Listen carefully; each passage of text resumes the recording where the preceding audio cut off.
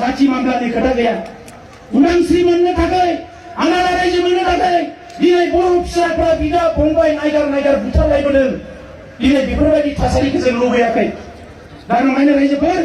आं बयखौबो फिन खेबसे खावलायनानै फैबाय थानाय समाव जोङो सोमावसारग्रा आफादफ्रा गाबोन फुङावनो जिरायनानै जोङो थांखि लागोन गाबोन नङाबा समफोरनो जे नैबे पार्लियामेन्ट जोबनायनि उनाव बड'लेण्ड सोमावसारनायखौ मा खालामगोन आङो दानि खौरां हरदों बावैसो जोङो राजनाथखौ लोगो हमना फैबाय आरो सासेबाव दिल्लीनि एमपिआ रायलायहरदों नांना गोसोबा 11 तारिखआव लोगो हमफैफिननो हायो होननानै आं बुंदों लोगो हमना मा जानो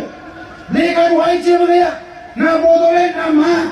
दा इलेक्सन फैनायखाय राजनाथाबो दरजाया गेंसिगोन नरेन्द्र मदिनिबो दरजाया गेंसिगोन नाथाय जोङो बेखौबो गारनाय नङा मानोना बड'लेण्ड मोननो थाखाय थार्ड पलिसिया फार्स्ट मुभमेन्ट सेकेन्ड इलेक्सन आरो थार्ड पलिसिया जाबाय डिसकासन ओंखायनो जों डिसकासनखौबो गारनाय नङा जों सावरायगोन रायजोफोरा जाहाथे गोरोन्थि बुजिया जों सावरायगोन आरो सावरायनायाव खुनु कमप्रमाइज खालामनाय नङा जेरै थांनाय इलेक्सनाव बिथांमोना लिरना होदोंमोन ओइबार इलेक्सनाव बिथांमोना जोंनो बिथांमोननि जि केबिनेट डिसिसन होआबा जों मानिनाय नङा खुनुदिन मानिनाय नङा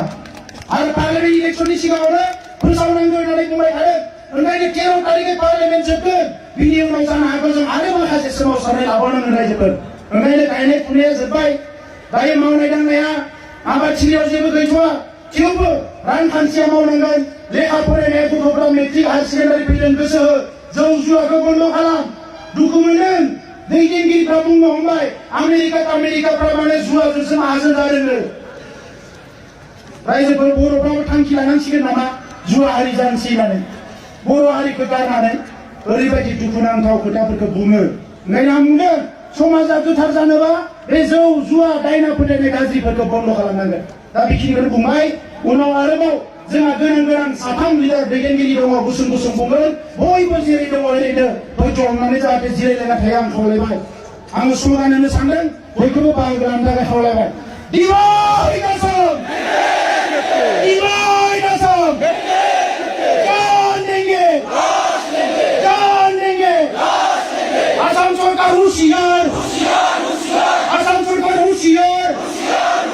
केंद्र सरकार होशियार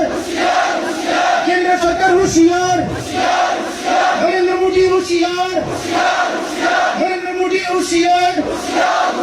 राजनाथ सिंह होशियार राजनाथ सिंह होशियार सर्बानंद सोनोवाल होशियार We want justice